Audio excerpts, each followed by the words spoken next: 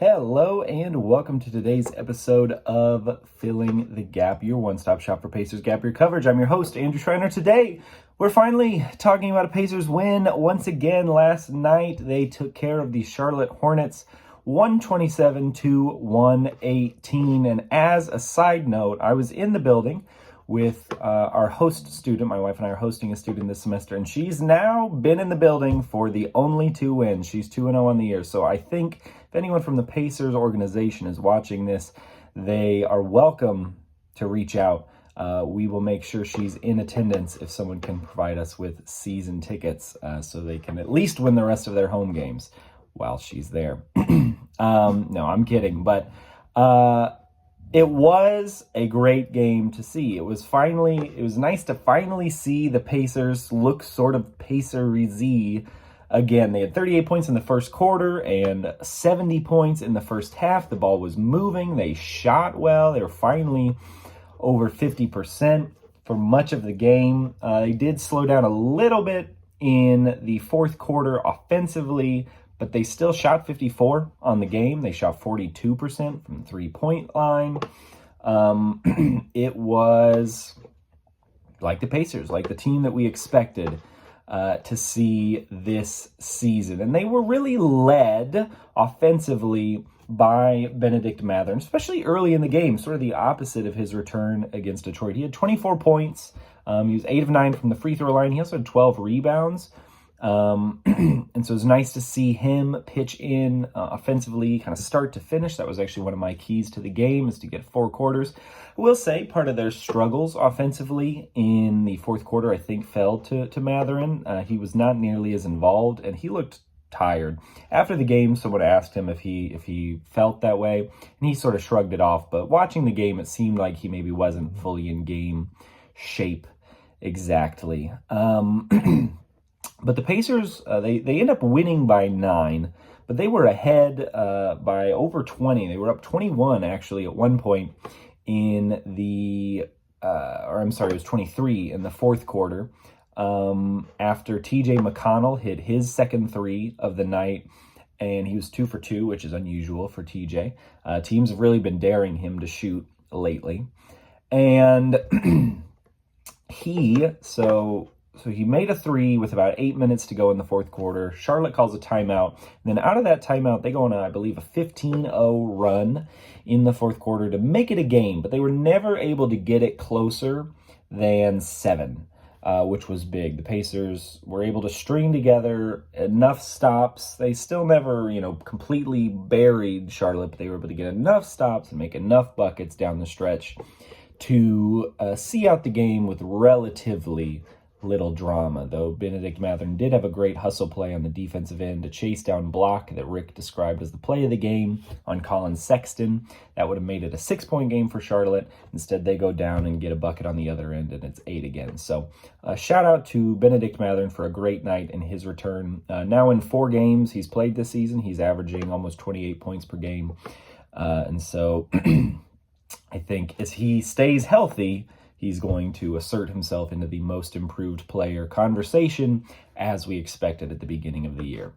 Other shout-outs for the night. Pascal did his usual thing, though he's a little off from 3, 2 for 8 on the night. But Jay Huff, he really had his best game as a Pacer. He's credited with 3 blocks, but he influenced several more. And he had 20 points.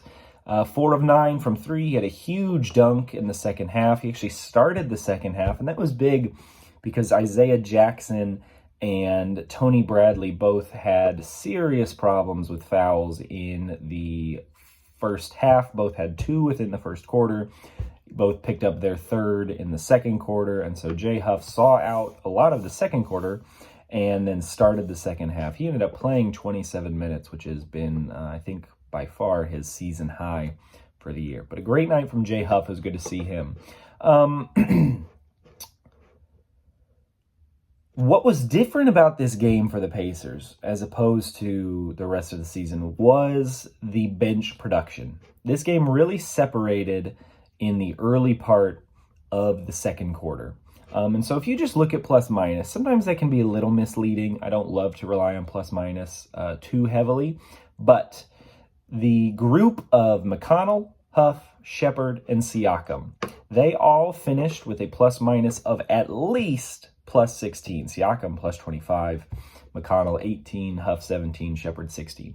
And those four were on the court together for a decent stretch in the second quarter. And so I mentioned this in the bench episode or a few days ago when I talked about the bench struggles. Having Mathurin and Nembhard back, I think, has allowed Siakam's rotation to return a little bit back to what it was last year. And that group played really, really effectively, really in both halves. In the first half, and then the starters came back in and were able to solidify that, and they finished the half with a nice double-digit lead. And then in the second half, there was that run that Charlotte was able to put together that made it a game towards the end after guys like McConnell, in particular, left the floor. One shout-out I will give, just note, to the Charlotte Hornets. Con Knippel looks like he might be a really good player. He had 28 points, 8 rebounds, 7 assists in 42 minutes, so he played a pretty heavy load, but he looked really good for Charlotte. LaMelo Ball, on the other hand, looked very bad. He looked like, as Jake Query, local radio host, says, a 20-20 guy. It's a guy who can score 20 points on a 20-win team. He did not look great, took a lot of bad shots. The one struggle, the one weakness for the team, just to throw out there, was actually surprising. The Pacers have been the best rebounding team in the NBA for the season, but last night they got completely dominated in the first half on the offensive glass. So for much of the first half, Charlotte had as many offensive rebounds as the Pacers had defensive rebounds. They really struggled to box out Kalkbrenner and Diabate on the offensive glass. And yeah, for much of the game, it was really 50-50 who was going to get a rebound on that end. And that's what kept Charlotte in the game. They actually were under 40%. They were hovering around 30% from the field for most of the first half. But those second chances really kept them in it. So it'd be nice to see the Pacers clean that up. But you know what? At this point, we will take a win no matter how it comes. It was great to see the offense shooting above 50%, 42 from 3, and starting to look like the team we expected them to be. Now, the hope is that they can build on this. I believe it was Mathurin just a few days ago said we only need one, right? You only need one, and who's to say that can't turn into 10 straight, right? It's the sort of delusional confidence you expect to hear from Bennedict Mathurin, but I think there is some truth to it. I still think this team is talented and can get themselves back into, if not contention for, a high seed in the playoffs, maybe fighting for the play-in. I don't think it's delusional to think that way, and at the very least, to make the season more respectable.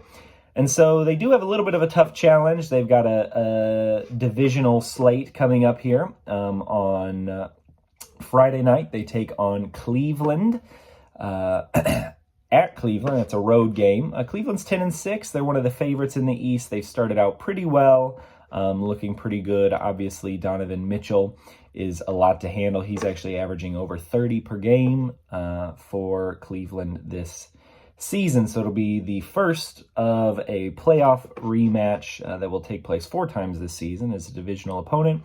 After that, they have Detroit at home, so those are 2 games, 2 tough divisional games, but hopefully the Pacers can build on this momentum that they have from their big win against Charlotte. Thank you for watching today. I will be back breaking down the matchup versus Cleveland. We'll see you next time.